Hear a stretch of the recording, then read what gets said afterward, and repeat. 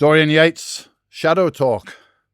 That's my podcast, and very happy to have you on, Thomas. So I thought about doing my own podcast. You was like the first name that came up. As It's very kind of you. you know, I read about you and how guys like Arnold inspired you wherever you're living. Where was it? Michigan, somewhere like that. Went to college in Michigan, Michigan State. Yeah, so that's when I first met Arnold. Yeah. And that's when you started lifting. What's the history? How do you start lifting? How do you get into bodybuilding? I was about 9, like most of us. I was about 9 years old. Went to the local drugstore when I was in grade school. Opened up a magazine. The magazine rack was right in front. So I opened a magazine up, and there's a picture of Draper and the girls, the beach, surfboards. And I'm like, what a great job. I said, Dad, that's what I'm going to do. I mean, it changed my life. That one instance changed my life. Those magazines from Joe Weider particularly, I mean, they're so powerful. We didn't have the internet back then, but if you got your picture in Joe Weider's Muscle and Fitness, like everyone around the world knew who you were. That was your, you get your picture in that magazine and you're made. And there's so many people that must have seen a magazine on a news store somewhere and that just changed their life. The same thing happened to me. I saw a picture with Robbie Robinson on the front, I think, and Mike Mensa in a like kind of Hercules pose or something like this. And that was me, man. Me and my friends used to go and wait for the magazines. Like, you don't know when they're coming in, right? Come out next week. You get excited. Oh, yeah. So, now with the internet, it's so easy, and it's a different world. But it's different. Do you remember Artie Zeller? Artie Zeller, I never met him, but I know he worked for Weider. He was one of the photographers that worked with Arnold and all the guys back then, right? He took all those black and white shots of guys before me and myself included. Yeah. And I told him one time, he passed away, and I said, Artie, you've changed my life because of you, because of your art, because of your photographs in that magazine. My whole life changed. And I thank you very much for that, But he passed away, and it was sort of sad. Well, it's always sad when somebody passes away. And I guess Joe was the guy behind it all, right? With because I had a lot of old magazines donated to me, by my friend's older brother and on all this because they knew I was into it. So I had all the old Iron Man magazines. You remember the little ones, the little Iron Man magazine? Oh, yeah, I love those. They were like really packed with like kind of practical, factual information and stuff like that. So in a way, they were better, more informative. But what Joe did, he made bodybuilding look sexy. Oh yeah, he made it look cool. Like it wasn't like that before. And then of course Arnold came along with the pumping iron. But those magazines with Joe and the bodybuilders on the beach and the girls and that whole lifestyle, which probably only existed for a handful of guys, but it went all around the world, right? I mean, the Hollywood connection, if you will, the Joe Weider opened that door. I mean, it was like, I was going to go to NABA and win the universe. That was my strategy. And then if I win the universe, I can come back home and get a job. I have my degrees, but I was able to circumvent that and go to Weider, get under contract, and won the show I needed to win the universe, and I was able to enter the Olympia way back before your time in 1979. Yeah. So you were in the Olympia in 79. I know you was in 80. I thought 80 was 81. The first one. I guess post in 83 was I tore my bicep, which was kind of an honor. I mean, I was like backstage going, all right, I'm opening the show, guys. It was like sort of a, a little ego rush, but I sort of looked at Zane and said, hey, good luck, and it was kind of nice. But I just was honored, if you will. I'm sort of joking here, to be guest posing at our premier event, that was in Germany, in Munich, and I believe, it was Albert. Was that 83, 84? 83. Samir won. It was, Samir won in 83, I think. And Lee Haney won the first one in 84, right? Yeah. Yes. A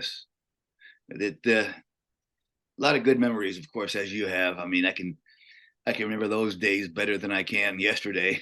Yeah. Golden days, man. And I think when you're in the thick of it, when you look back, you realize, wow, that was some special times. I look back on my times when I went out to LA and the whole, it was like a family thing, right? You got the Gold's Gym, with the guys there that own Gold's Gym, and then you got the Weeder office with all the weed. It's like all connected. It was like a big family, which is Friday. It was like going to the White House. You know, we would all go to Weeder's place and walk up those winding stairs with the gigantic murals of all the, you know, the Draper and Arnold and Ricky Wayne. And I remember it was like, wow, we're going to the president's place today, you know. Yeah, go see Joe. Do an article, Tom, come over, we did cover shot next week. Okay. It was like, wow, you know, it's like nowadays, I guess, you were probably going to New York to see everybody, I imagine. But then again, I think Weeder was still around when. No, I came out, Joe, I did my first pro show in 1990 in New York, and got second there to Ben Aziza, but Joe was there, and he took, you know, something about me that he liked, and he flew me out to California and got my first cover on Flex, man. So that's amazing. You know, you grow up reading the magazine, then you're in the magazine. Oh, I know. It's like winning the lottery, you know. Yeah. And it was wonderful. But Joe, remember Joe saying, well, this Dorian guy doesn't smile too much, but I think I like it. I only ever did one Muscle and Fitness cover because you know the format that Joe had. He had Flex, that's hardcore, and then you had the Muscle and Fitness, which was more mainstream. So you always have a guy and a girl on the cover, you know, like a beach thing, smiling and happy and everything. He came to the photo shoot. Because I was like kind of curious, being young then, I was like, why are you here, Joe? Why are you here at the photo shoot? And he's like, what do you mean? I said, well, if I was you, I'll be counting my millions, sitting on the beach there, drinking a pina colada or something. I don't know, but I wouldn't probably be here. And he said, I'm here because I love it. Yeah, this is my passion. This is my passion. And, you know, the whole thing about Joe Weeder, the trainer, is a myth. We all kind of know that. But he did know about how to hold the physique and how to hit the poses and everything like that. Well, he did, and we went to photo shoots, and you know he would make adjustments. I'm like, Joe, what do you know? That's not a stupid shot. But now I realize he was right. Yeah, when you look back, just a change of feet or something, it was like, oh, he really did know. But he said one thing to me one time, and he never said do this. He said, you know, Tom, remember how your hair was in the summertime? It was real blonde. Yeah. That's what you should do all the time. You know, he sort of proposed if Dave Draper image, if you will. Yeah, it's the California beach bleached look, right? Which became my persona, my character, my trait, my brand, you know, the beach, the surfboards, Corvettes, girls, you know. That's why I went into it. I tried to pull it off, man. In 1986 for the British Championship, you were the guest poser there. I tried to get the Tom Platz hair, but I don't know what the guy did. He just he totally bleached it. It was like white, you know. He burnt my head and everything. And I was like, I went to the gym and I said to the guys, like, hey, do you think this is like too much? And they're all like looking at the floor. No, it's okay. But I was stuck with it, you know. You can burn your head if you're not careful. You can burn, I did that. So thanks, Tom. You should have introduced me to a hairdresser. You know what I mean? Yeah, really. I remember that day. I remember guest posing, and I remember like I just flew in, and I needed to get sort of like excited to go on stage. So I went and pumped up in the girls' dressing room. Yes. All the girls are like, "What are you doing here?" I'm like, "Hey, you don't mind, do you?" No, it's have fun. I'm all pumping, you know. I'm like, okay. Then I walked out on stage, and I'm ready to party, you know. Yeah. But I remember when you came backstage, and you were introduced to me backstage, you know, I'm thinking, and I know people were talking about you. There was a buzz about you. But I remember the look in your eye was like when I was in Detroit, the guys who took care of business for a living, you had that look in your eye, like, oh, geez, like a hitman kind of look, you know, like, oh, this is what your destiny was. I was focused, super focused. Oh, cool. It was cool to see it. I'm like, whoa, I know that look. I know that feeling, you know. You were my hero, man. I think I got introduced to you, and you know, I tell the story all the time to guys because they come to me and they're like, Dorian, oh shit, man, you know, I got 100 questions and I don't know what to say now. Like now that I've met you, I don't know what to say. I said, listen, calm down, man. It's okay. I'm just a guy, and let me tell you about me when I was young. I idolized Tom Platz, and then I met him, and I was like, hi. That's it. That's all I can say right now. You know? Like, he doesn't talk too much, doesn't smile. But But I was also thinking, my contest. You know how it is when you're on that. Oh yeah. On that day, you're focused in. You had sort of a you walked out on stage, and the stage would sort of bend in my mind. It was so, like, you're just so so powerful. There's no smiling. There's no Hollywood. There's no bullshit. It's like, I'm here to win. Thank you very much. People were just mesmerized. It was great. You know? Yeah, it was just me being me. And, you know, I mean, I could have sat down and thought, that's an interesting strategy, but it wasn't. It was just me being me. And the same thing with Joe. He, like, literally did everything to get me to smile on that photo shoot. And he asked my wife to say something to me, and the girl, and this and that. And in the end, he just was like, just let him do what he wants. So that was his policy from there, and just let this guy do what he wants, and, like, we'll make the best of it, you know. But that image you had was you, but it was really like nobody. I always tell people, everybody since Dorian has been copying Dorian, and I'm waiting for the next guy that does something completely different. I mean, Dorian's mentality or strategy, how to get ready, it's been reproduced and duplicated, to not like you did it, but I mean, all due respect to Ronnie and the guys of it, I'm like, it's like you is in everybody. You're in everybody, and they look at you as that's the epitome of what I want to do. But isn't that the case? Isn't that the case with yourself, Tom? Like, the people that came before you, you know, we all stand on the shoulders of giants, so to speak. And if you hadn't been along, and Mike Mensa hadn't been along, and Casey Vieto, and all these guys that I looked up to and inspired, just look at the pictures of you guys training. And that's what inspired me. There was some pictures that Bob Kennedy took of you, Robert Kennedy, for his books. He was a Muscle Mag publisher, but he published some books as well, Hardcore Bodybuilding, Be Fit. I had all those books, and in there had some black and white pictures of you training in Gold's Gym with a gray sweatshirt on and pants. I mean, totally covered up, but sweating, and, like, you could see the intensity. And I was like, that's what I want to see. I don't want to see the pictures on the beach and all that. I want to see this, you know.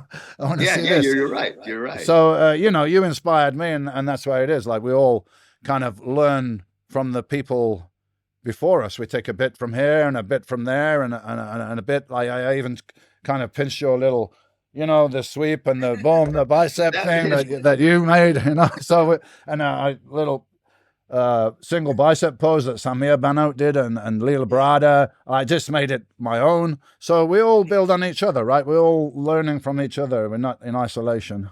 It's true, though, how we're standing on everybody's shoulders before us. I mean, I said the same thing to Draper and to Arnold and Larry Scott and Lou Ferrigno and Corny. I said, look, they were all my teachers. That was a teenage kid, in Gold's Gym going, I want to do this. They're like, yeah, kid. Okay. And I think they just sort of, let me show you what to do. And they gave me advice. And Zane would take me aside and said, Tom, this is after the university. He goes, your legs, we don't have anything like your legs. That's your brand. That's what you should market. And I'm like, really? You think so, Frank? I remember talking to him. I said, look, I don't know that. I have my college degrees. I have to get a job. I have a can of tuna fish and a head of lettuce. That's all I have left after the universe. I said, I'm going to go up to Santa Monica High and talk to the principal up there. And he goes, no, don't. And Frank, I need to eat, man, Yeah. And Frank goes, look, in 2 months, the phone's going to start ringing. Promoters from all over the world are going to call you. And here's what you say. Now that you're, Mr. Universe, you charge at least $35,000 expenses for you and your girlfriend, half the gate on the seminar. I mean, and get your half in advance. He would. But when the phone started ringing, and and it did, like he said, I answered the phone. I'm like, my fee is $4,000. Fine, no problem. I want half in advance, no problem. I'm like, holy smokes! Frank was right, And it was never about the money, but for a while it was, because you get into the Porsches and the houses and stuff. And I find when it got more and more about the money, I lost that love of the game. Just we would do it anyhow. That's always the balance, right? Yeah, it has to be that. It's a very difficult balance to have, and that's why I chose, when I was Mr. Olympia, to be out of the way, to stay where I was, because I knew if I was in LA, it might be nice, there might be some advantage, but I would be like, Joe could call me and you got to go there, do this and do that. And I was like, you'd be like, I want to be still in charge of my time, because, what got you there in the first place? And we've seen this, probably you've seen it with a lot of bodybuilders. They're amateurs. They do, they do their thing. They train regular. They're eating everything. And they get to a certain level, and then they get to be pro, and then they get distractions. And one of them is the potential to earn money. Yeah. So you could earn a lot of money, right? In those days, you go on the road to earn a lot of money. But when you go on the road, you can't quite eat properly. You can't quite train properly. So then, your physique maybe suffers, and your financial standing would suffer also. So it's like, how much work do I do versus like doing what I did to build this thing in the first place?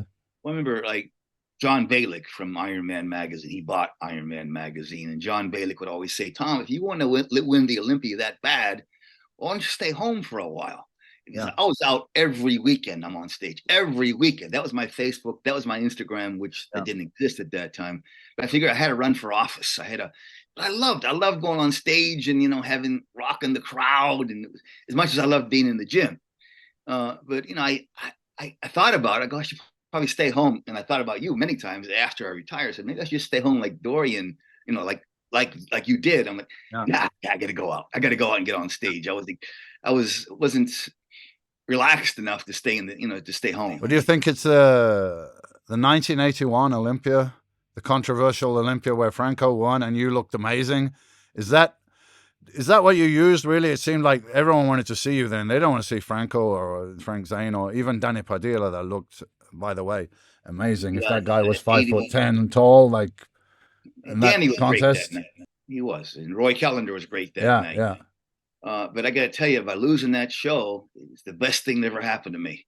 My career I'm still working, and it's been 40 some years, and I still have the opportunity to, I don't guest pose anymore, but I could with my legs. My legs are pretty ripped up right now, and I don't want to. I want to get off. It's just Ed Corney always taught me. He said, look, get off stage. It's time to get off stage. Yeah. He was always my advisor, and he would always, I remember I met Ed Corney years ago, and he was like, Tom, sort of welcome to the club. He had two girl on each arm and the big chains. It was when Travolta's movie came out. Saturday Night Fever, yeah. The Saturday Night Fever. So that was the weekend I was guest posing in Florida. Arnold was there, Larry Scott was there. And I'm like this new teenager going, this is my life, guys. And Ed Corney came up with two girls and goes, look, Tom, if you're going to be a pro, but like like us, you're going to travel first class, stay in a suite. Because when you go on stage, you'll feel like a star. Yeah. You've got to feel like it, right? Yeah. And he really, the key times people emphasize things to me, a lot of the other, the older pros. I'm like, okay. I mean, I can state like Ravi said, Ravi never talked, just the way he walked. He was like a panther, Yeah. Amazing specimen, Robbie, and a great guy. Yeah. I always thought, how do I do that as a short white guy? I can't be that. And then I can't be Zane, this graceful guy. And I thought Franco was the closest, but I just, that show, it was, I told this to Samir a while back. I said, it's the best thing that ever happened. He was losing that night. And he says, he had this look, like horrified look. And I said, no, really? I mean, if I would have won once or twice, okay, great. It'd be nice to have the trophy, nice to have the sandal. Remember, Zane told me, though, look, I keep my sandal and keep my door open to the gym. I put it, it's my doorstop. I probably have the sandal in some storage space somewhere in Europe. I mean, the trophy, I respect the title. Don't get me wrong. I respect the Mr. Olympia. I wanted to be Mr. Olympia most of my life. It's every bodybuilder's dream, if they're honest, whether they dream that they could or they would like it if they, it's every bodybuilder's, or it used to be, things have changed now with the whole industry has changed a lot, but it's just the undisputed pinnacle of the sport, right?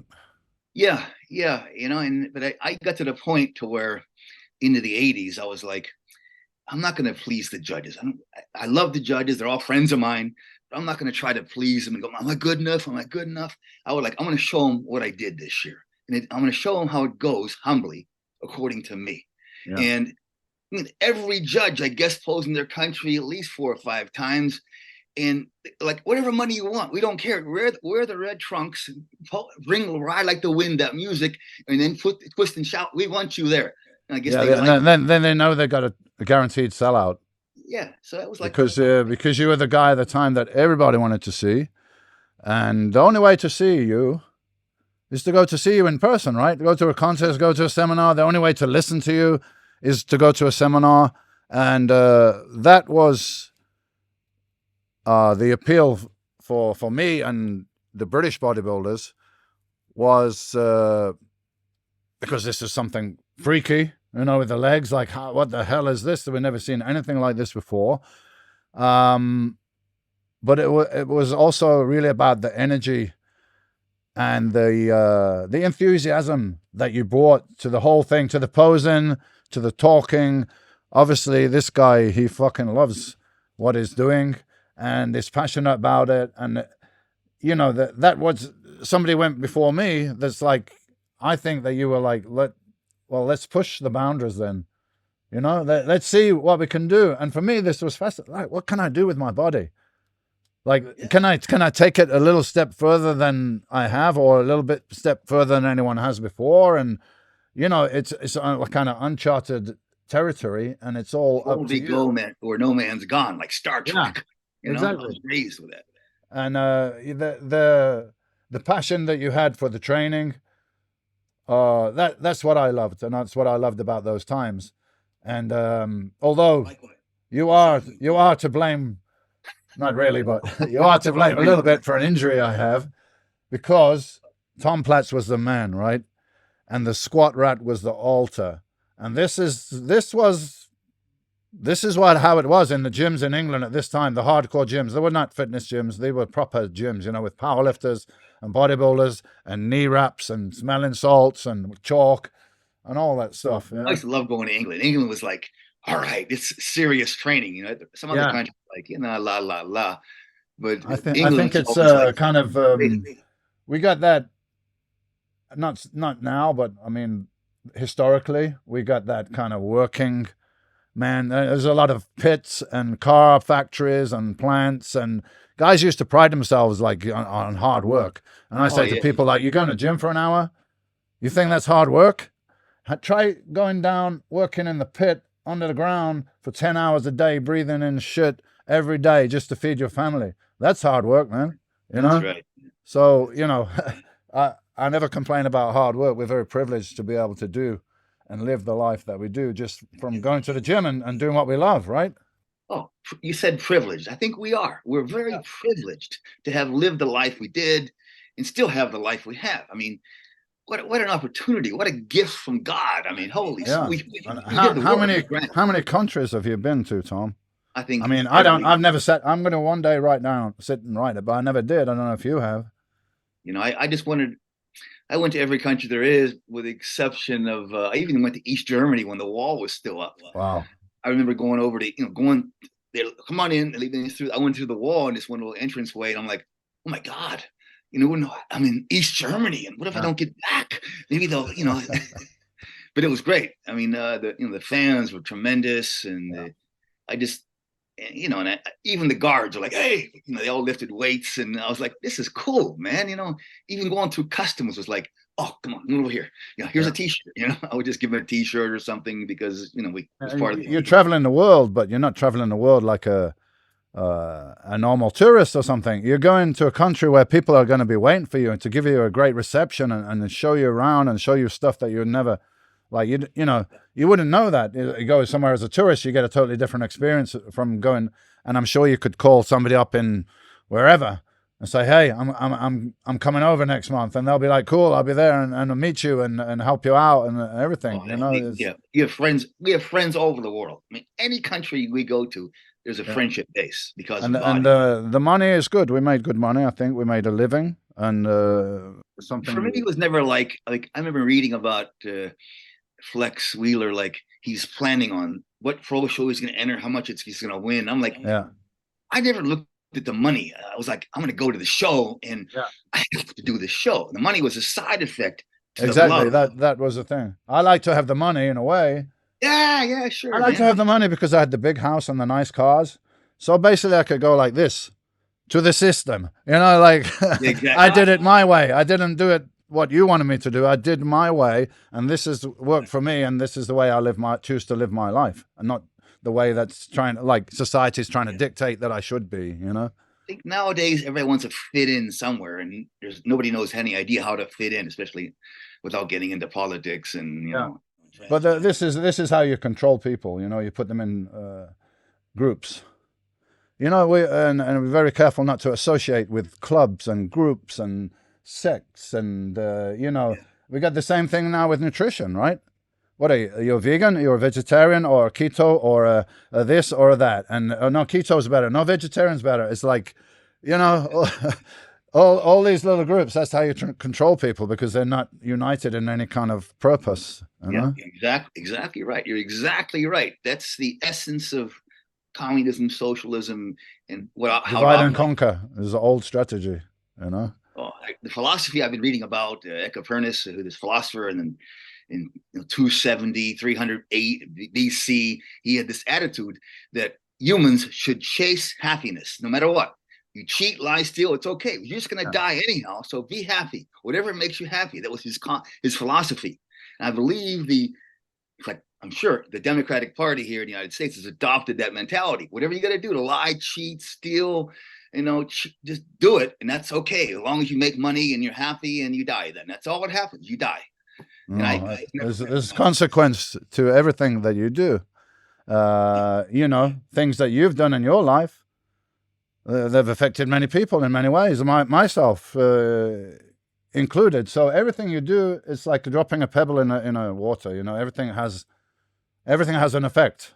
Even your thoughts have an effect. You know, you had to believe to a certain level, otherwise you wouldn't do what you did. It's very simple. If you didn't believe in it, you would not do it, right? That's pretty cut and dried. Causative. It causes where we are now. We're responsible for what happens to our life. Causative.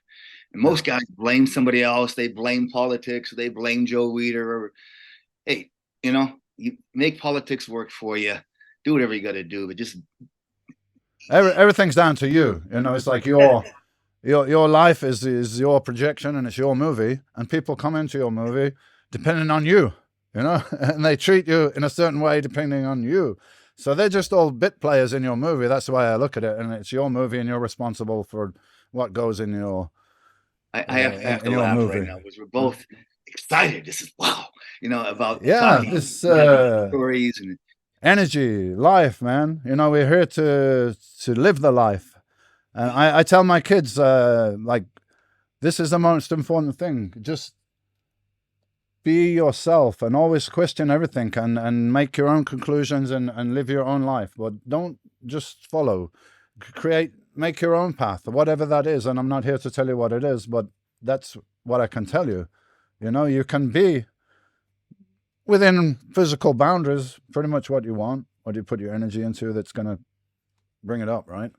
Well, I certainly believe that dreams come true. If you have a dream, you can make it happen. You can chip away at it and become president. Okay, no problem. Let's work on it, because I've been around people like that. I've been around Trump, Vince McMahon, Arnold, guys that make millions or billions. And I'm like, their attitude was like, what do you want to do? Let's go.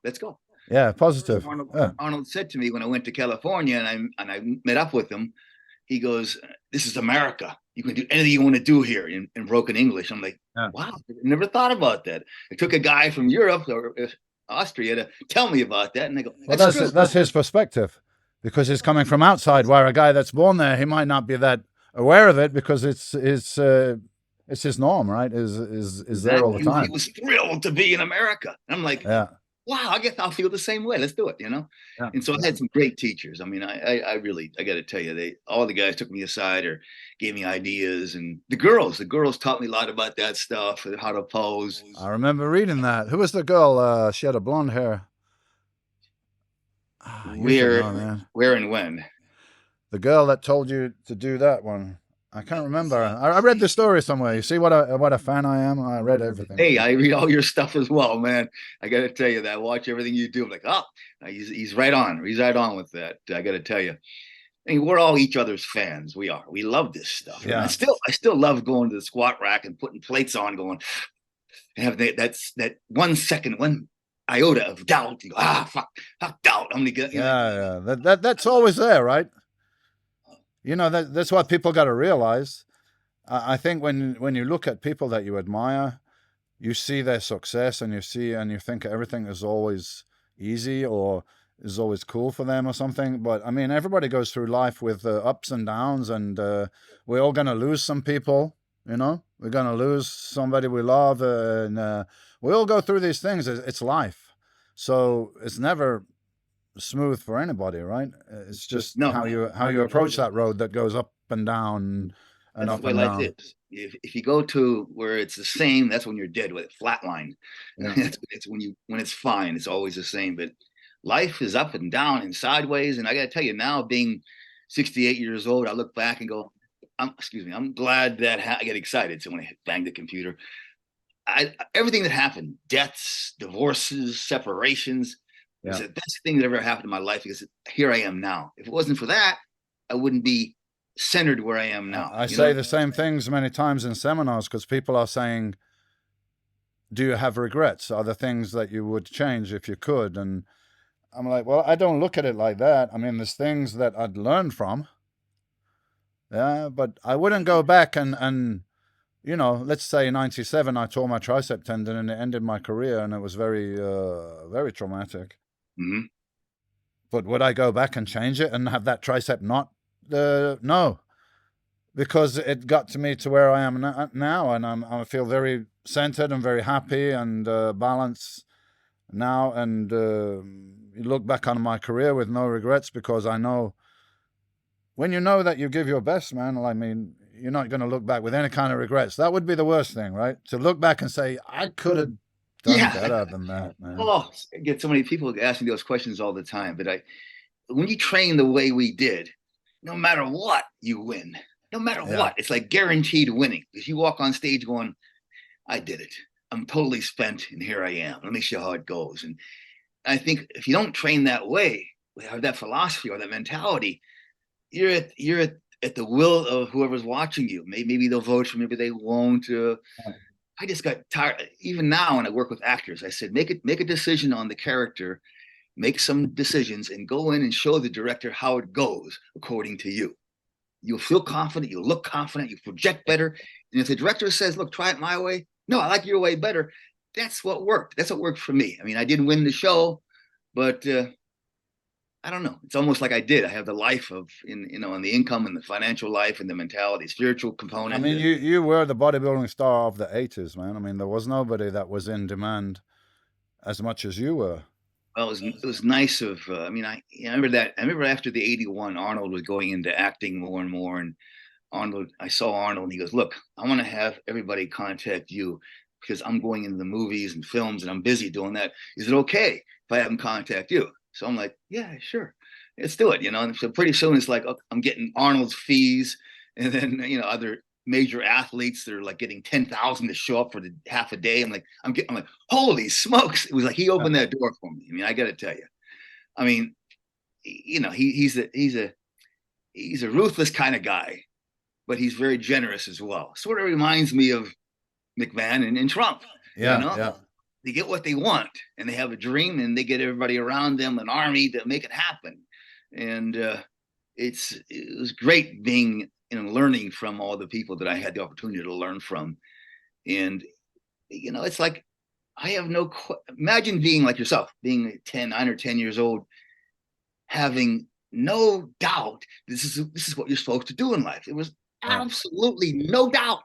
There's something inside, right? That when you lift those weights up and you I don't know. For me, I was doing karate when I first lifted some weights, and I was like, I like this better. I just like it. It's challenging me more. It's like I don't know, like uh, maybe you're built for it mentally or something. I'm not quite sure what it is, but I knew that was what I could be good at and what I love doing.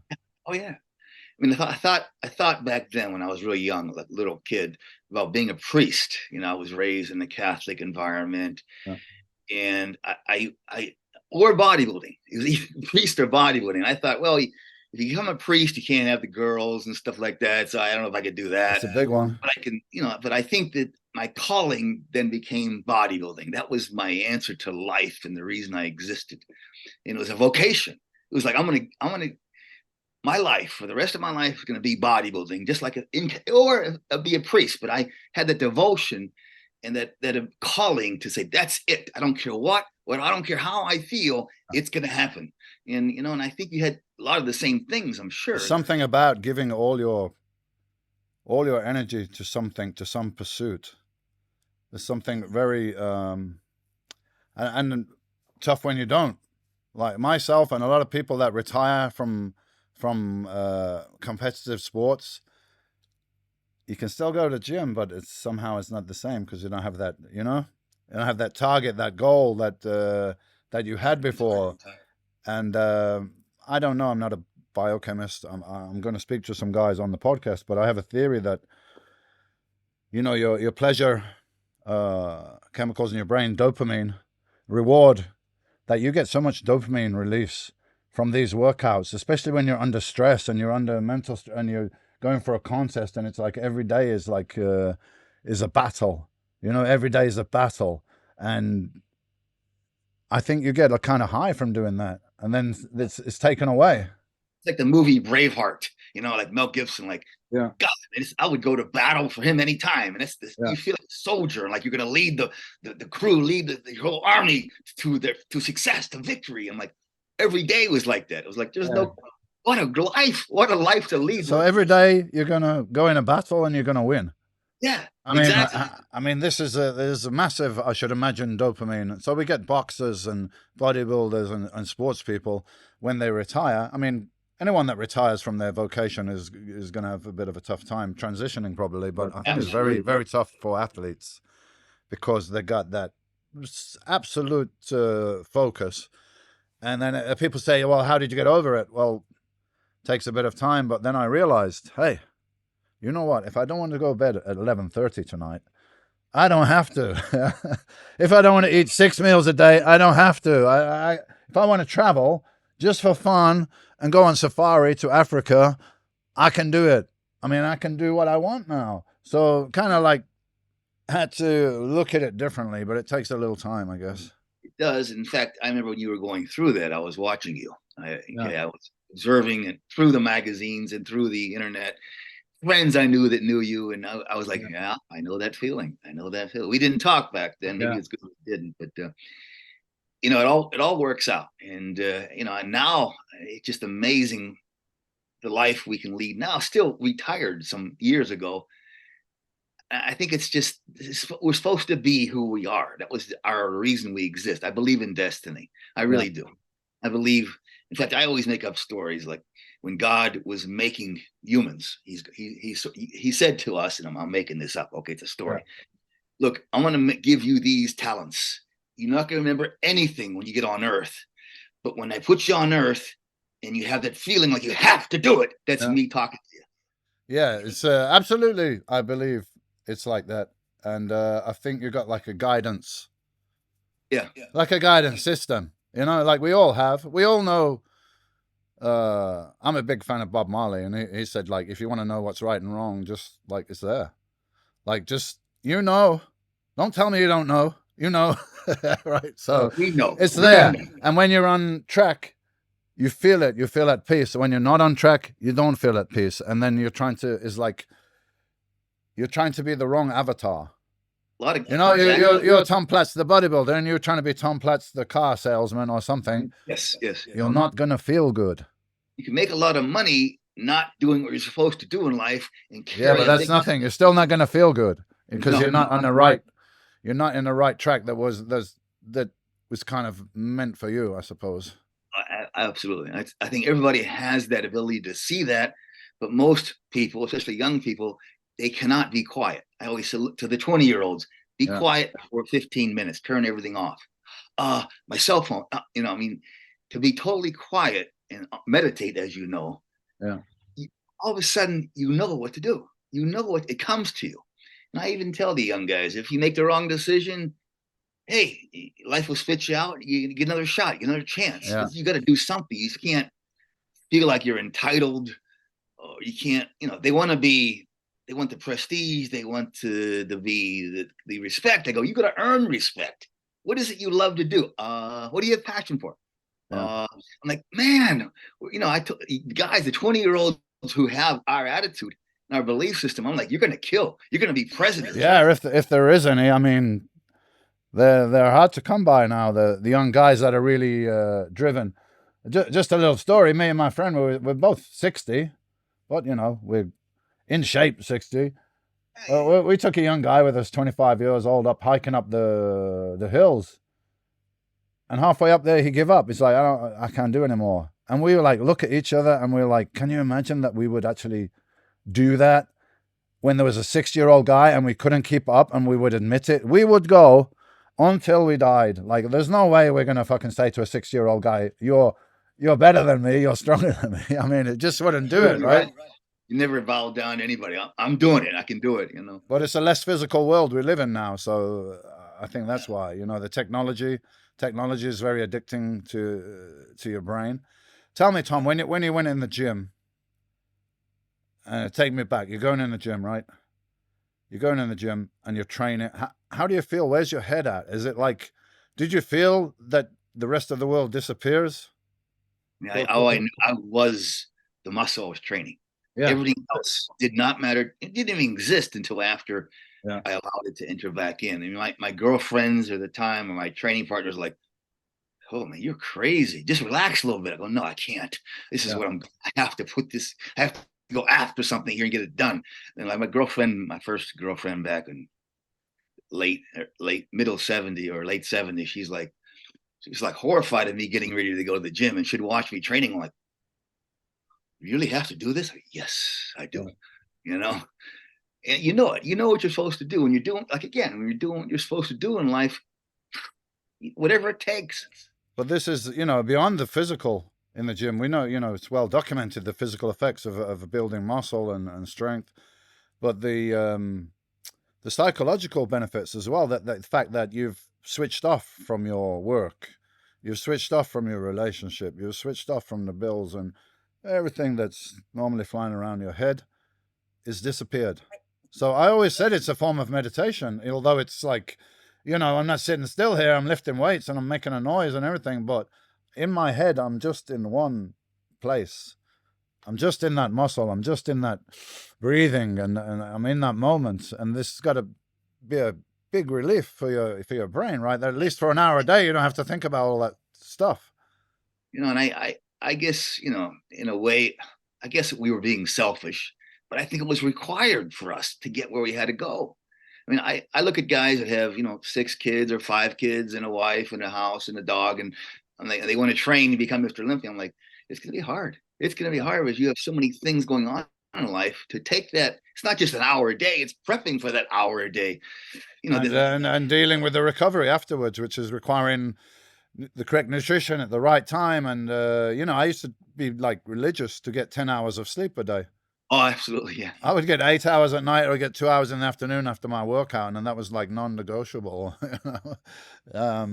So, Tom, I want to talk a little bit about what they call now performance-enhancing drugs and steroids and everything. Good. I mean, it's fair enough to say it's been around since I don't know when. Like, so certainly Larry Scott, the first Mr. Olympia, he said he was using Dynabol, so we know back probably from the early 60s. I've read Steve Reeves touched a little bit of Dynamite. Okay. I don't know that for a fact. I don't. That's what I read. But you know, Larry Scott, yeah, you know. Yeah, so you know, is part of the sport, and I guess increasingly so, right? I think too much. Okay, you know, there's too much emphasis on it. Like when people don't want to ask you about your training anymore. Like, training's irrelevant. Do anything you like. Just take a lot of stuff, right? Play around, half reps, play around, but take this and take that, 4 grams a week. Yeah. I'm like, wow. When I was 20 and 19 and 18 and getting into, you know, competing in the Mr. Michigan and the Mr. America and the Mr. Universe, if they would have told me I had to stay in my apartment and eat 6-8 times a day and not talk to anybody, and, you know, to me, bodybuilding was about abundance and prosperity. Arnold, the guys, the girls, the Corvettes, palm trees. You know, I'm like, oh, this is great. It added to my life. It wasn't sacrifice, pain, and punishment. Oh, it was that too, but it was worth it in the gym. But it wasn't about deprivation. You know, when I went into bodybuilding, life became bigger for me. You know, it added to my life. It didn't take away, and I wasn't some hermit, you know, not enjoying life. I had to categorize and plan when I was going to, like, I wouldn't go out to concerts or something, and I would call Ricky Wayne and say, "You wanted some tickets? I'm not going to go anywhere today." Yeah. That kind of stuff. I would organize it, compartmentalize my life. But I had a great time in bodybuilding. I mean, when I went out to California, it was like, what do you want to do? There's girls everywhere. There's surfboards, and you can get distracted very easily. Yeah, that's So I why I would didn't move really, there. If I'd have moved there, you'll be talking to a 3 times Mr. Olympia, maybe. I don't know. It was too much good times there for me. I would keep myself away from that. Just because I was always like, I had a bit of a different mentality. I was a bit like, well, if I taste a little bit of cake, I might eat the whole damn cake, so better I don't eat that little bit of cake. modern guys seem like nowadays they do that. I mean, I would train early in the morning, like at 7, so nobody was in yet, and I could finish my workout and do hours when they all got in, and then go home. And I had to get on the phone for 3 or 4 or 5 hours, promoting myself around the world, answering, when I'm going to come to this country or that country. It was a business. It was a business for me. It paid the mortgage. Yes, it did. It bought me the cars. Yes, it did. It paid for my lifestyle, and it was great. It was great. But it could be, if you allowed it, like you didn't allow it to be distracting. It could be, oh yeah, oh, some of the things that happen in California is like, I know. I heard. I heard, man. So, how was your steroid use, Tom? Like, when did you start? Like, and how did that go? Just to give us an idea. I mean, I was involved in bodybuilding in the 80s in the UK, so I kind of know what people were doing more or less then. But what were you doing, and what was the general thing that guys were doing at Gold's Gym, who you're all prepping for contests and everything, and you're all talking and sharing information? I mean, what was really kind of a standard approach? every time I talk about this, the young 20-year-olds go like, oh, he's lying. Yeah. He's just so old, he forgot. I have documentation. I have journals like you did. Yeah. We tells you everything I took and everything. I could show you the journals and say, okay, here's what I did. Now, in between contests, I would try something that was more stronger, like Parabolin, which is like the old I remember that. I Yeah. guess. And I didn't like. I was like, oh my! I didn't respond well to high androgens. I'm like, oh, I'll be like nervous, wreck, sweating, and I go, I can't wait till it wears off. That's me. Okay, so it's like a mental thing from the androgens. You get too hyper. Some people do with the Trembolone. So when I talk about, they saw me doing videos at different, like one in New Zealand where I talked about that, and doing higher dosages and experimenting with that. That was true at that time. But every Olympia, I laid in the sun 3 hours a day. Okay, salt water, the tan, and it was 20 milligrams of Winstrol and a shot of Deca, maybe 200 milligrams a week of Deca. That was it. That was my approach to the Olympia. And it was very unsophisticated. Okay, but it was like the salt water, the beach worked for me. I got big during the off season, and I just got really quality, like saran wrap skin, especially in 81, where I just yeah, 81 the condition was crazy, man. I mean, what were you doing there, like diet wise? Were you low calories for a long time, or low carbs, or what was your approach at that 300 grams of carbs a day. Okay. But I started, high and gradually reduced my calories. My protein was never more than 200, maybe a little bit less calories, or progressively went lower. But I would start about 3,035 and alternate that many calories. And I'd get down to maybe close to 2,000 calories a day. I'm like, I'm too ready. I got to bring up the calories. I got to stop the aerobic cardio training. I'm getting too close. So really, it was very similar approach to myself, Tom. I had a bit more calories because I was bigger, I guess, but I'd be like start around 4,000 and end up around 3,000 and drop the carbs, maybe 400, maybe down to 300. Pretty much the same approach. So you were not a zero carb guy like the old school, like Arnold and Zane. They were more low carbs, right? Did the low carb, zero carbs in the 70s. It's what Arnold did. Whatever Arnold did instead of muscle fitness, we did. Okay, we were like, there's no internet, and I did reasonably well on zero carbs or very low carbs, but it wasn't really working for me. And I met Mike. Of course, I knew Mike Menzer. You did too. And Mike and I had these conversations. He would talk to me about what I learned in college. And he goes, what you learned was right. Here's what's going to, So I decided through many conversations with him, I'm going to go on high carbs for the 81 Olympia. I'm going to go to 300 grams a day. That was huge, coming from 25 a day. Yeah. And all of a sudden I'm in the gym and I'm like, I'm bigger than ever and I'm in better shape than ever. I'm like, oh my God. And that was 81.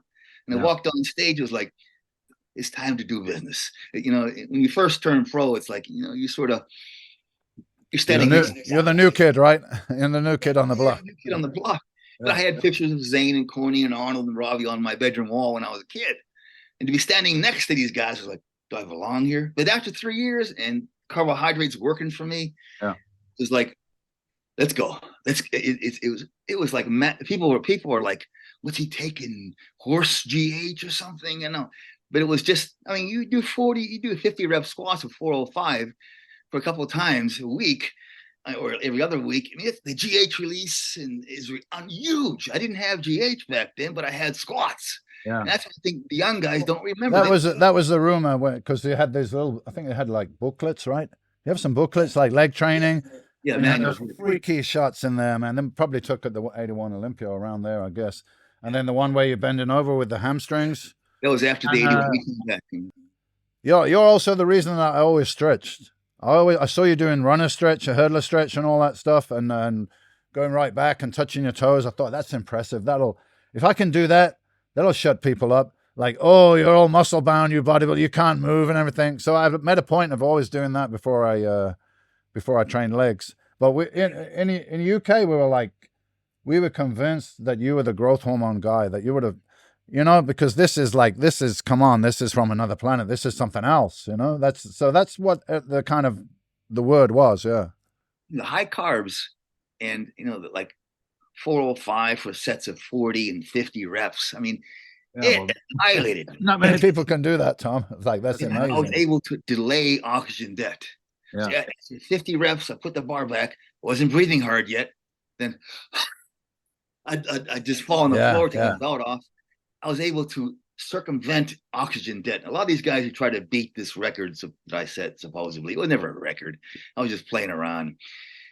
And by the way, it's kind of funny how when you do something and you're accomplished at it, most people think, oh, it's too easy. It didn't look right. It must not. It was fake weights. Yeah, it looks easy when you're doing it right, even though it's not, right? But I was in front of 10,000 people that day doing, we went to 735. I did 735 for a single and went down to 525. It was like a feather. It's like, man, this is like a party reps. And you're doing it on stage as well, like without a cage and everything. Oh, no, exactly. We got 10,000 people yelling your name and counting in German. I'm like, so after about 10, I go, I got to calm down. I'm not gonna make more than 10 unless I can relax my rib cage and breathe. Start smiling on purpose, and they're like, "Oh, you're just fucking around," But it was a fun thing I did, and I enjoyed it, and had a good time with Fred Hatfield, who squatted 1,000 pounds when it is prime. But getting back, I guess the carbohydrates and Menser's mentality, and which became our mentality of training to failure, Casey Viator in the gym. I'm like, wow, that's the way to train. I never met the guy, but I saw the pictures and I saw what kind of weights he could lift and everything. He looked like a beast, He did, when he was like 18, he did 500-pound squat for 15 reps. So I'm like, that's my goal. I'm going to do that, just because I know I could if I just gradually increase slowly. It wasn't like all of a sudden I just put on 500 and did it. You work your way up to where you're like, you're pretty sure you're going to do it. So people were like, when I did the kind of reps, people are like, oh, he's going to crazy. But it wasn't like I was going to blow my intestines out or anything. I knew pretty much I could get 15, 20, 30 with a big weight. It was training. It took me 10 years to switch metabolism, to train my energy system to accommodate high reps. I was a 3 to 5 rep power lifter back when I was younger. That's what built the foundation. Yeah. Yeah, but it was like I was pretending to be a bodybuilder all those years. I was really a strength athlete, but it was more glamorous to be a bodybuilder, the money, the girls, Weider, Hollywood. I'm not going to. So I used to get a trophy from winning the state championships in powerlifting, and oh, great, a little trophy put on my mantle. It's not sexy, is it? Powerlifting. It's not like you know. I don't want to go back to work. I want to train, you know. Yeah. But the Naba people, you know, all of our heroes back in the old days in '70s competed in the Naba. Of And so course, I yeah. invented Naba, went to Weider, and it was a choice I made. When I retired, they invited me to come to the Naba dinner, and they were going to honor me as one of the all-time greats. I'm like, wow, Naba. Steve Reeves, Reg Park, Arnold, Draper, you know, all these guys were big, gigantic murals of them, and I had my picture there. I'm like, and so a lot of old buddies in England were there too. I'm like, oh, what a recognition. Naba was the AAU. They were the Yeah, same. there was a lot of history there. I went to when I first started training. I went to see NABA Universe in London. Yeah, and it was Lance Dreher, and Tim Baltnett. Yes. Tim Baltnett was another guy that I admired for his powerful physique. I saw him once in Birmingham, and I went. He signed me an autograph, and his forearms were just like like shredded. And I was like, yeah, I like that look of a powerful physique as well. You know, he was a diabetic, right? And he used insulin before anybody even considered insulin. He used it, and I was like strategizing, going, I wonder if this helps him. Yeah. Glycogen uptake. I'm like, I didn't have any answers at the time, but he was the first time I ever thought about that, which later was employed, of course. Yeah. But my steroid usage was, very, very low, probably a little bit lower than the bikini girls. Yeah, what they do now. Yeah, the bikini girls will be doing that, 20 milligrams of Winstrol or Anavar or something, you know? I know everybody that watches this is going to say, oh, Platz is lying. He's not telling the truth. He doesn't want to tell us the reality of how many grams he took a day. He's, he forgot he's so old right now. And all I can say to our listeners and our viewership is, hey, I got nothing to lose or nothing to gain by really giving you the truth and the way it was. And if I really wanted to prove it, I can pull out my journals of over the last 20 years and say, okay, here's what I did before the Olympia in '81. Here's what I did before the Olympia in '82. And not that I want to, I don't like talking about it a lot of times. With you, I will. And I sort of vowed to myself, say, that's enough. It's part of the game, and if we don't talk about it, there's an elephant in the room. You know? Yeah. I'd rather talk about it and don't hide anything. Just this is the way it is. This is what I do, and everyone makes their decisions anyway. So in the off season, when I was trying a little bit higher dosages or eating more, I got so big, I look like a modern day bodybuilder. Like I can't weigh 245. I was 245, exposing at 225, and I'm like, I'm just too big. I remember going to Paris, to France, and guest posing at 240. All the guys nowadays like, back then, I won't stand next to Zane. I'm going to look stupid. You know what I mean? And so I had to push my body weight down those years. So you didn't need higher dosages. Maybe if you were a slimmer guy that didn't put on so much muscle and the standard was more muscle, then maybe you consider it if it was necessary, right? That didn't happen until you. Okay. You brought that to light, that wow, enormous. And I loved it. You're all the way I thought all those years, especially in the art, was like, that's what I can do. But I got to sort of orchestrate it and design it so I can look aesthetically pleasing. Yeah. Also, I'm a bit taller than you, so I could probably carry more weight. And I'm like, what are you, 5'9"? 5'10" and a half. So yeah, nearly 5'11". 5'7", 5'8". Yeah. So it's like 3 or 4 inches difference in the height. But eventually that's where I got to. We go through your phases, but I got back to, I guess it was stripped back bodybuilding. I'm like, what is this? Like what is it? I wasn't particularly interested in the art side of it. I was like, what is it as a sport? Build maximum muscle mass with good proportions and, as great a condition as you can get, and combine those two factors together. And let's take that as far as it goes. Like that was kind of just, I took it to the basics and like, let's try and max it out and see what we can do here. And I kind of stole your quote as well about the judges dropping the pencils, but I made it a bit more explicit. Hey, take them all, man. You can have them, it's that's exactly it's amazing. Well, not really amazing. I think, I was in England, a seminar every night back in You before. were so popular in England, and you were there a lot of times, but uh, I don't think I actually saw you because the times you were coming, it was like I was working on a nightclub or something. Yeah. I couldn't make it, and that one night on the nightclub, I couldn't afford to take that night off and go see Tom Platz because that was my food or whatever, But the first time I saw you was at the 86, but I know you were there a lot before that because a lot of guys from the gym went to see you, and I know you had a relationship with Ron Davis. Yes, Ron was a good buddy of mine. Ron was the head of the federation in England, and he was a judge at the Mr Olympia, and He he's the told me guy about that took me aside. He's the guy that took me aside, and he's saying, "Listen, sit down here." He's like, "You see this guy in the Mr Olympia?" I say, "Yeah, I know him. Yeah, you're better than him. You can beat him." I'm like, "Ron, what are you talking about, man?" Like, he's like, "No, I'm serious. You can beat this guy. You can beat this guy right now, and you're just starting, man." So, I wasn't quite so sure of myself then. It was all a big shock to me, like this attention and everything. But yeah, he was a great guy and great promoter for bodybuilding in UK. He taught me like the suit coat and the tie. The showman. He was the showman, right? Oh, it's showtime, baby. Yeah. I loved it. And I just, and Bill Boyd was Yes. I remember Bill was your friend. Yeah. Oh God, I'm going back to so many years now. I can't remember his name. The older fellow who passed away that was part of the EFBB back then. That was Julian Feinstein, Wag Bennett, Diane Bennett. Bill, I know because Bill used to compete with me on who had the best hair. He's a funny guy, Bill. Bill was just, he came to visit me in California a few times. And remember, I was in my Corvette. It was a 1960 Corvette. And you do 130, 120 miles an hour in this car. Yeah. There's no power brakes. Yeah, it's an old sports car, yeah.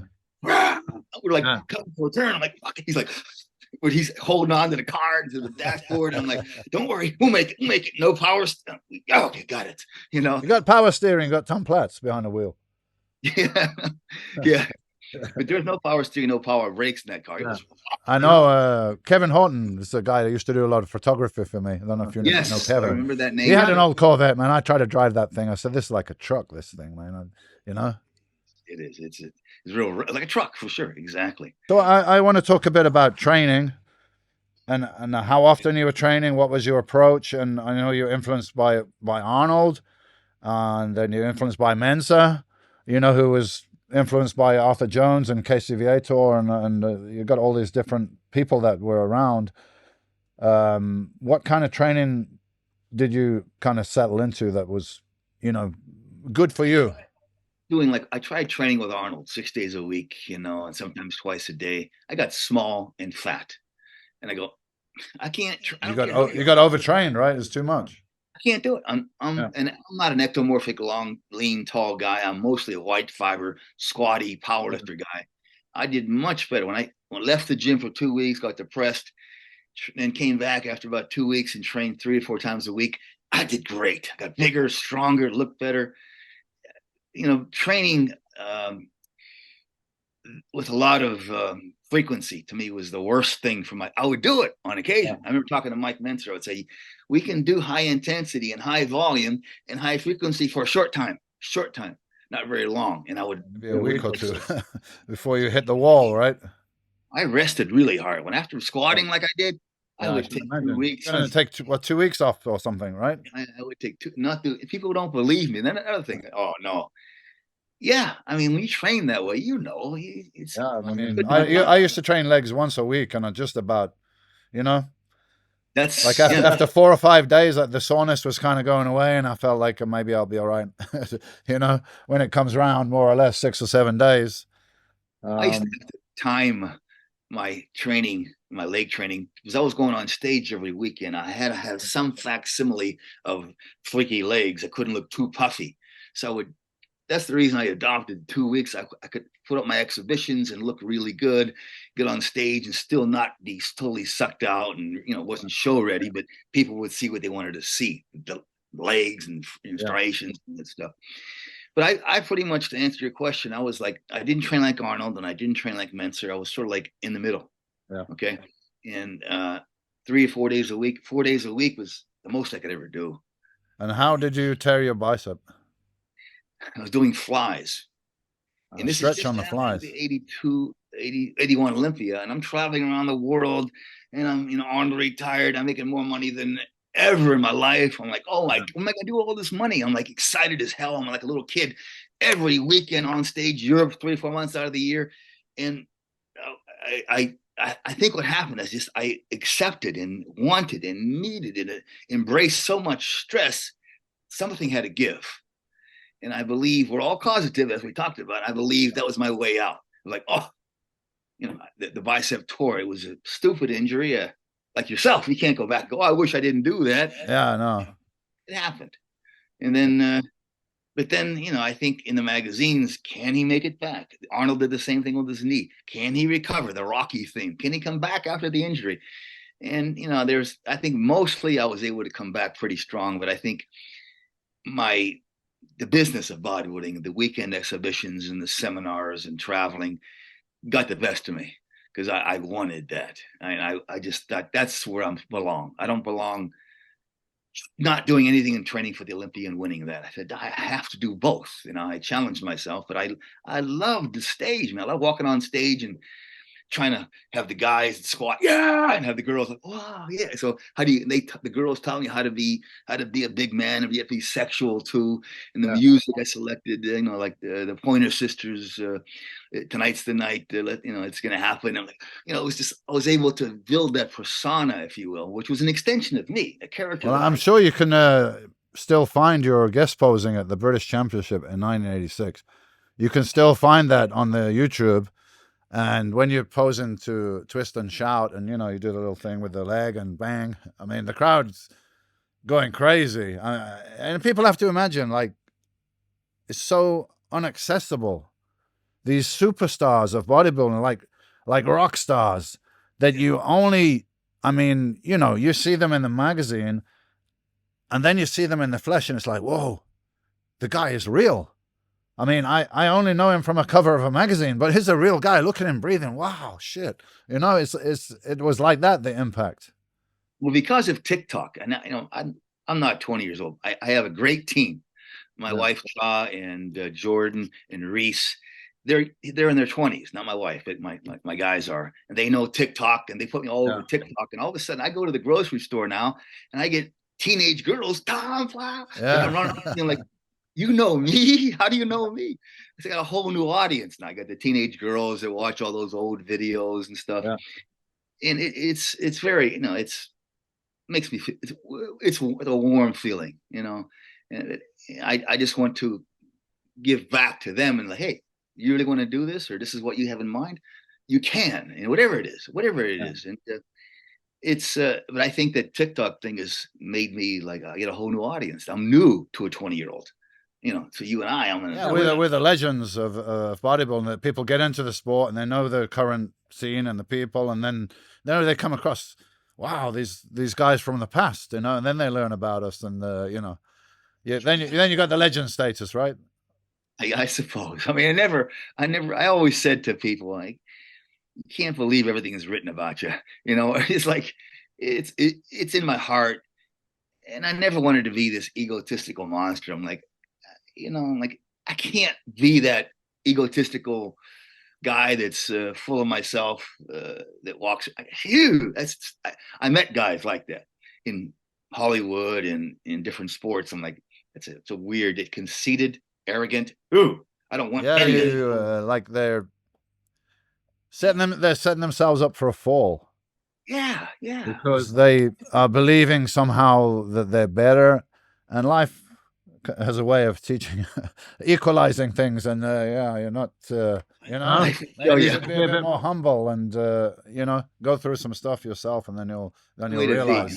I felt you're very much the same way, like that, to where it's like you're good at what you did, but I'm good at what I did, but I can't change a fucking light bulb.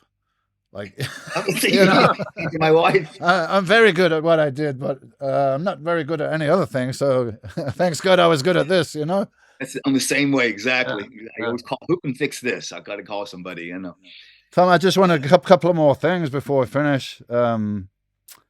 Have you? I mean, what can you tell me about the 1980 Mr. Olympia with Mike and Arnold and what happened there? And I mean, I read an interview by Mike that he did with Peter McGough, and he said to Peter McGough that he was not affected anymore about this situation and everything. But I could tell when he spoke to me, he really was, you know, and he was telling me Arnold's going to hate you because you're my friend and uh, all this stuff. And what do you think about what happened at the contest, and what do you think about the outcome? Let's say. Well, 1980 was my second Olympia. So I was just starting to get my feet wet. 79 was my first Olympia, 1980, my second Olympia in Australia, and Arnold, I saw him every day in the gym. He's looking better and better and better. And so I started wondering, oh, something's up here. He's not getting in that kind of shape just for a movie. There's something going on here. So I knew there was something. And then when he showed up on the plane too, I'm like, aha, okay. So I sort of expected him to do that.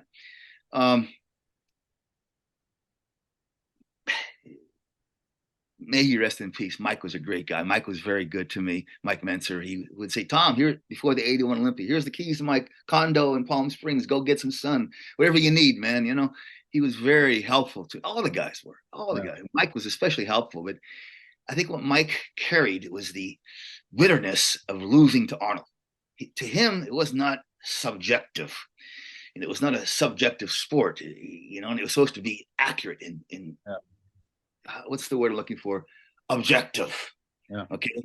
And according to the criteria that he had, he should be the winner. And granted, he could have won that night. He was good. It wasn't, I don't think he was really the best. He was pretty close to where his best. And he could have won. It's like Muhammad Ali coming back, they're going to give him, they're going to throw it his way probably. And so I sort of suspected they would do that to Arnold. Arnold was good in a few shots. That mantis pose, some of those pose, like double bicep, he was good. It's like made you remember the Arnold of the 74. Okay. And sometimes you win when you're not supposed to. Sometimes you don't win when you're supposed to. And that's the way I sort of looked at it. It is subjective, though. I mean, that's a fact, right? It's a subjective sport. We all know that. It is. Yeah. I just wish that Mike could have said, all right, Arnold, congratulations. 81, I'm like, I had the option, a split second decision. Should I punch Franco in the face? Should I walk off stage with the rest of the guys? Should I congratulate him? And for some reason, God put it in my head, go over and say, congratulate Franco. And, I'm not that I'm that great of a sportsman. It felt like it was the right thing to do at that time. I think if Mike would have said, Arnold, I don't know how the fuck you did it, man, but hey, great job. I'll see you next year. And Mike would have been Mr. Olympia. Probably not the next year because Franco was there, but probably in 82. In 82. But I think Mike could have. I don't really have a strong opinion on it myself, watching some video footage, very little, I think, but pictures. Because it's hard to say, but what struck me is Arnold's stature. Like on the stage, he's taller and he's wider and he got that, armor-plated chest and everything. So just standing there, I was like, wow, Mike looks a bit small. Like he looks a bit narrow. Like his frame is not a big. Arnold's a big man. There's not a big man next to him. That's all I noticed. I don't know if that was enough to carry it. Plus Arnold's name and charisma and all. Well, there you go. There you check. Boom. Okay. Yeah. And I mean, Arnold was very good to me and very helpful and gave me pointers and and threw work my way, if you will. I took a little bit of everybody that I learned from, a little bit of them, a little bit of Ed Corney, a little bit of Arnold, a little bit of Mike, and put it together into what makes us. I'm sure you did the same thing. I did the same thing. I did Rich Gaspari writing all the, I started a thing in England because I read Rich Gaspari was eating baby food after his workout because it was a, quick, convenient carb, a little baby food. So I started eating that in the gym, and virtually within a couple of months, every gym in England got guys sitting down eating baby food after the workout. So we're all influenced by others. I mean, it's amazing how that is. We did the same thing when we were younger, coming up, but the 80 Olympia got such bad publicity. I think Arnold's just like, okay, next project, movie, and he just dusted himself off and kept going, and that's what I saw. I'm like, wow, here's a guy, it could have fell on his face. Yeah. And he got up and said, I'm still the king. Let me show you. Okay, well, let's move on. I mean, yeah, Mike, I did some training with Mike, and of course he was like one of my idols, like yourself, before I started training, and I was just surprised that he was not taking care of himself physically, like he wasn't in shape, which I like. Okay, you're not going to be a hardcore bodybuilder all your life, but surely if you're used to training and going to the gym, that's just something you're going to always do, I would assume. Not to talk about negative things. Remember one day I was walking to Gold's Gym, and Mike's in the gutter laying there like a drunken guy. I'm like, oh my God, Mike. He didn't hear me. I'm like, then he walked in when we were training and warming up, taking his pictures off the walls. I said to my training partner, Tony, if I ever get like that, keep the pictures, stay on the wall. Okay, don't let me do that. I was sort of making a joke, but I felt so sad for Mike. I'm like, Mike, and then he sort of got a little better, and he's like, he'd be sitting outside smoking a cigarette. I'm like, always between his clients. He'd train a client, come outside and smoke cigarettes. And as much as it was funny, and I laughed at him, like, I was worried about him. Like, wow, Mike, he was the guy that, he's intellectual, the guy that was the scientist, he had a great mind. I'm like, what a great bodybuilder. That's the way we should be, the epitome of what a bodybuilder is all about. And, we all have issues. And unfortunately, Mike and his brother both passed away very quickly there. Yeah, I was friendly with Mike, and then we were going to do some clothing together. And him and Ray, they had this strange relationship where they're all like on a love-hate thing, I guess. Ray was telling me that Mike wasn't the one to like come up with the heavy duty, and it was him. And there was always, there was always this stuff going on. I've seen that story in countless situations. Yeah. Even, my head goes right now to politics in the world, how the situation, the environment of the world. And I guess the feeling I have is good always beats the crap out of evil, no matter what. Yeah, eventually. And you eventually win. Anyone, I didn't win the Sandow, but I had a great, great life, and, and I thank God. Okay. And sometimes it's not exactly a facsimile of your vision as it was with you, probably exactly the vision you had, but goodness always prevails. Right always wins. Evil dies. And that's been the history of the world. And I think it's in sport, it's in politics right now, which I'm very interested in. And I just can't stop looking at it and going, man, we got to do, what can we do? And I go to a Trump event, I'm like, it feels so righteous. I'm like, wow, yeah, I'll say it. And a lot of our viewers will hate me because I like Trump, but I do. I think Trump's going to save the USA. Okay, I think he has. But I'll stop there. I'm sorry. Trump is a guy. I just thought he was an obnoxious business guy from New York. But I saw he did some good stuff, and I saw that he didn't go to war with another country, which is fucking unique. So it's good enough for me. He told us he was credit for that, right? I met him before he was president. When I was with Vince McMahon, he introduced me to Marla Maples and Trump, and he was very, felt like, wow, being in this guy's presence, like almost like, what are you going to do with life? The way he talked and the way he walked is like, life is meant to be lived and joyful. And I can, he realized that with his situation, he could do anything he wanted to do. He went broke at one time and almost went bankrupt. He pulled it off. He's like, wow, that's, as much as Arnold doesn't like him, I love him. Okay. And the way I look at it, Tom, is he must be a good guy. Otherwise, all the controlled media wouldn't be constantly attacking him.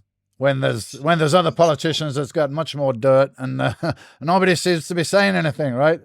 Look at Biden right now. He's God, talk about a guy that's taking advantage of the system and taking money from China and his son. I'm like, well, if that was Trump, he would be taken out of office. I kind of think what's happening in this time is like everything that's been hidden. Like, like Trump said, drain the swamp. So because there's water here and underneath there's hidden things, but the water is going down and many things which have been hidden is going to be coming, but it has to come at a certain pace, because literally reality is not what people think it is, and it would be too shocking for them to know everything all at one time. So, it's exactly. slow. But Trump exposed that. He exposed that. He had his own money. He didn't have to go to corporations and say, okay, I'll do that for you if you donate millions to my campaign.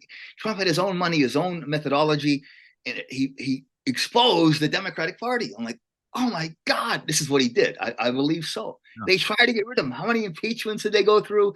They tried to get rid of the guy. They can't get rid of the guy. He keeps like the bunny, the energized bunny. He must have a passion, because otherwise it would be tempting to say, look, I'm not 21 years old. I don't need all this shit. I don't need this stress. Let me go, chill out, do something else. I mean, I keep thinking, if I'm 10 years old, I'm 68. When I'm close to 77 or 76, his age, damn, I can barely do my schedule now and do appearances. Yeah. I'm like, how does he do that?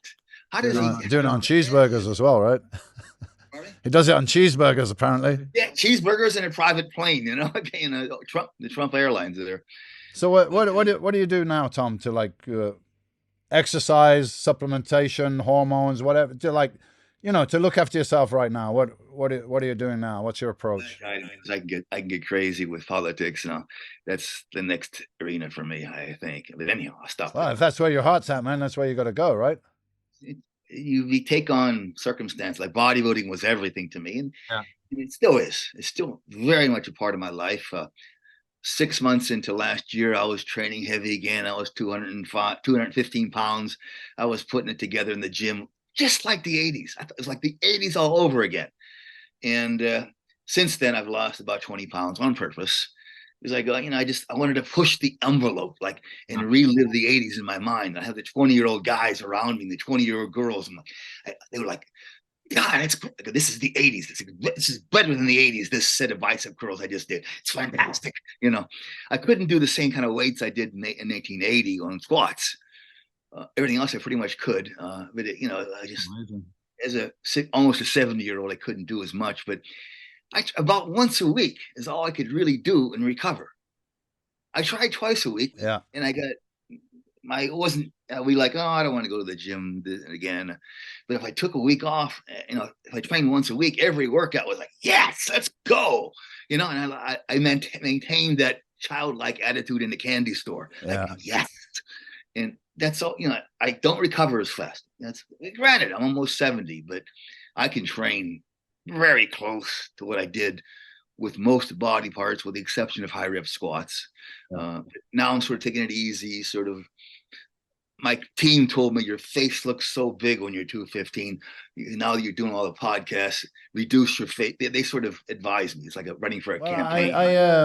I did a podcast with a medical expert, and we were talking about heart disease and bodybuilders and why bodybuilders get heart attacks. And he was a triathlete before, and his friends were getting heart attacks with their triathletes. So I'm assuming that they weren't taking steroids, but and I asked him, I said, look, because people say to me, oh, don't you wish you had all that size before and all that?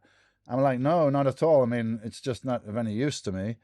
And when's the last time you saw a 300-pound 70-year-old? And they're like, I say, yeah, exactly. Whether it's muscle or fat, apparently just carrying that body weight is not really ideal. Especially as you get, you have many things you can do when you're young. You can do crazy stuff when you're young and recover and have no consequences. But when you're older, it's not the same situation. So I think it's better if you brought your weight down a little bit. I tell the guys I train with, I enjoy being skinny sometimes. You can put on a suit coat from the rack and it fits them up. Oh my God, what a ride. It's great, You said that one time too. Yeah, I was like, at one time I was like, isn't this crazy? I mean, I was laughing to myself because it's funny. I was like, I'm actively trying to lose muscle at the moment, which I fucking trained my ass off for years to get this.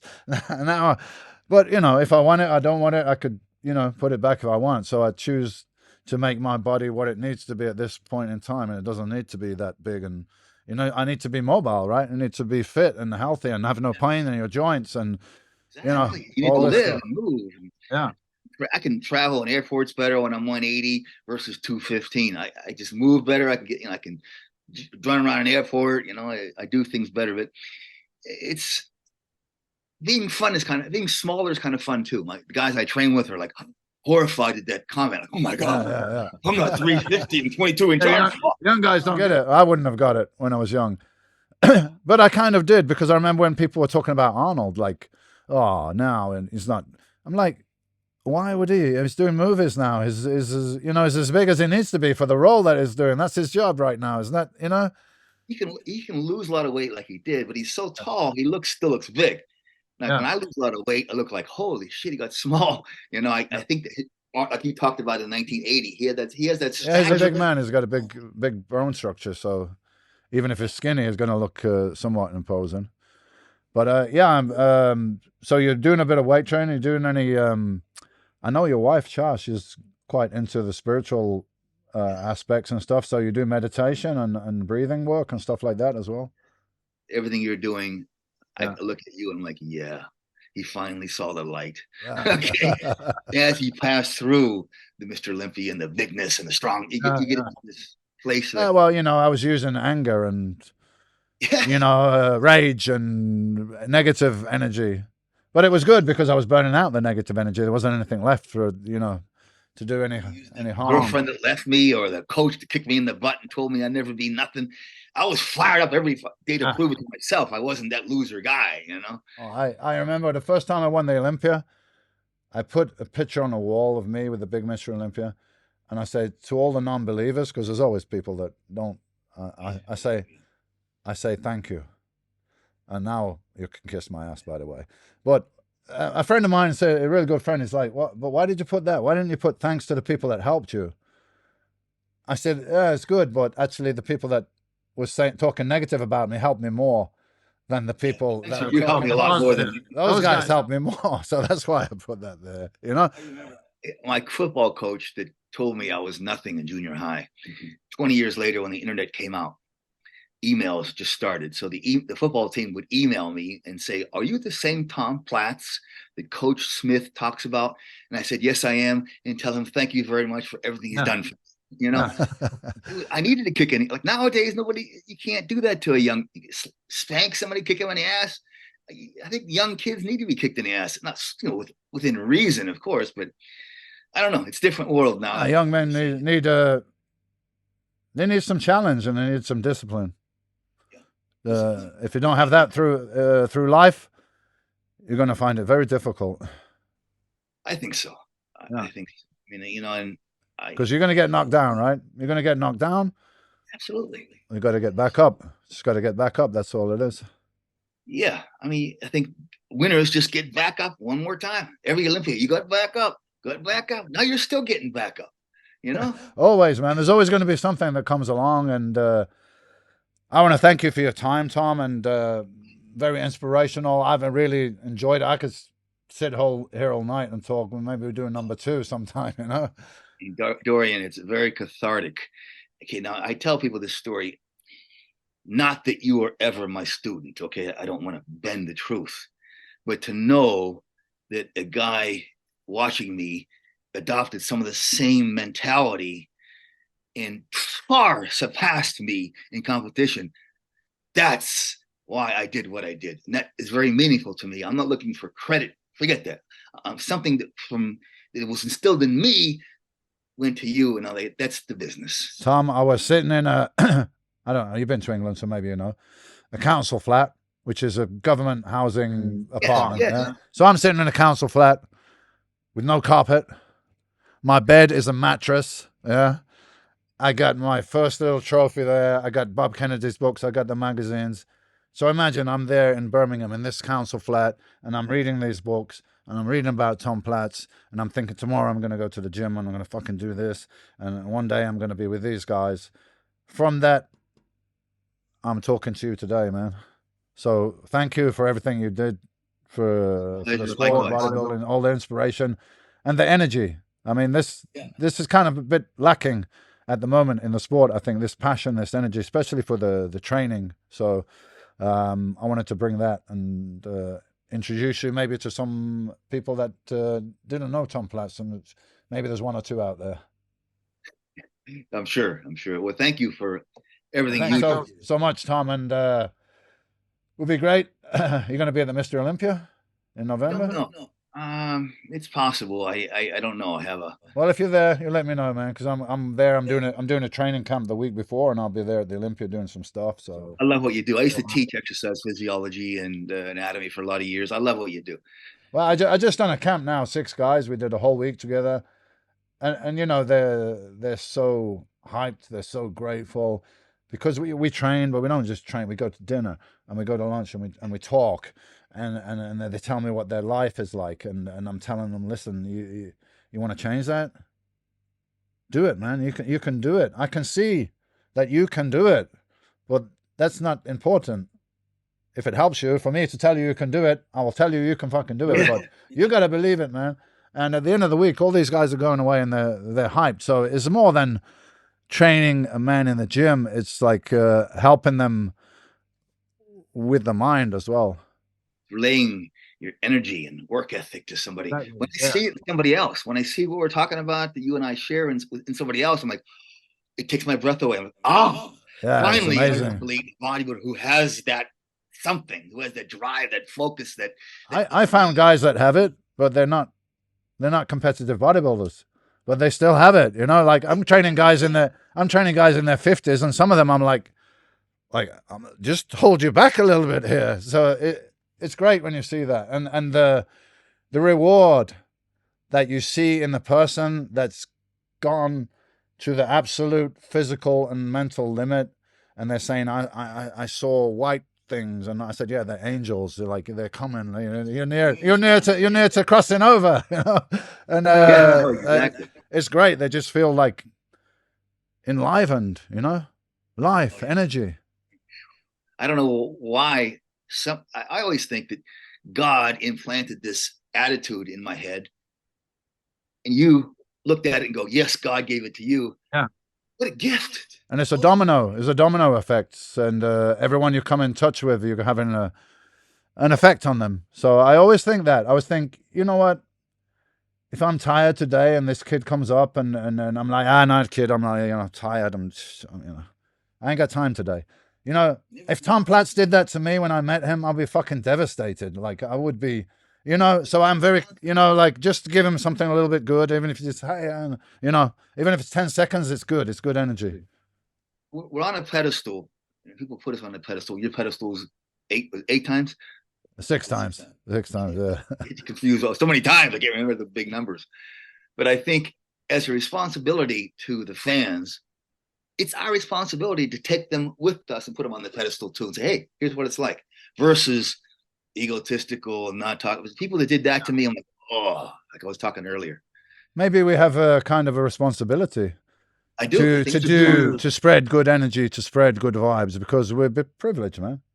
First of all, you had the physical materials, let's say, to build a physique, and you had the drive. You're given some gifts which other people didn't have, and you were able to go to the gym. We were able to do that and do what we love for many years. So I'm grateful for that. If you want to call it God or universe or whatever, there's a higher power that's there's somebody stronger and higher than controlling everything, you know. Absolutely. So yeah, I feel that it's, you know, winning the contest and all that, and creating our lives and living our life is great. But maybe the greater point is, what good can you do with that position that you now have? Especially now, like you're not as old as I am. You're getting there. Yeah, I'm in my 60s now.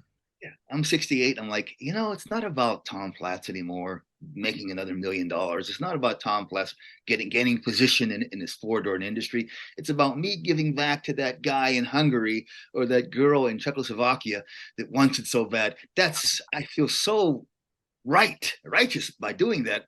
Forget about the money. That's what I'm supposed to do. You know, right now, I know that beyond any reason of a doubt. And God gave us the life we led earlier to put us. And I think now it's like it was training. The old days in the Olympia was training for what we do now. Exactly. Your whole life has been training. Your whole life has been training. And all the things you've been through and the wisdom that you've gained and everything that you can pass on. I believe this is the real purpose to this whole thing. And God bless you, Tom Platz, and your family. And thank you very much. Well, brother. Dorian, we're not done yet. We're not done yet. No, we got plenty of things to do, man.